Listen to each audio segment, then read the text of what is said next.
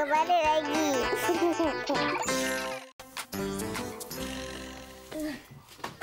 Oh, Bas, sibuk nampak dah tutup kedai ke? Kan kita dah nak habis dah ni. Bas, boleh tak kita orang tolong kemaskan sekali? Ada apa? Boleh sangat tu. Tapi jomlah kita habiskan dengan kawan-kawan di rumah tu dulu. Betul tu. Hai kawan-kawan. Hai, kita sekarang ni sudah berada di hujung rancangan. Kawan-kawan, jangan lupa untuk berinteraksi bersama kami melalui interaktif@kidsontu.tv. Kawan-kawan yang Facebook tu kami belum ada karya yang boleh dipilih lagi ya. Harap-harap minggu depan dah ada. Kita boleh dah siarkan. Bas, habis tu soalan kuis macam mana? Yalah, Bas. Untuk kawan-kawan Bas yang tersayang, terimalah satu lagi soalan kuis di Kids on 2. Jawab tahu. Siapakah tetamu yang ditemu ramah oleh Alpha dalam buku At Kids on 2?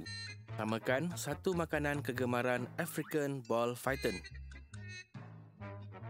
Pengirim email dan hasil karya akan mendapat hadiah hebat sumbangan Bank Simpanan Nasional berupa akaun Giro Kelab Penabung Muda berjumlah RM150 Malaysia.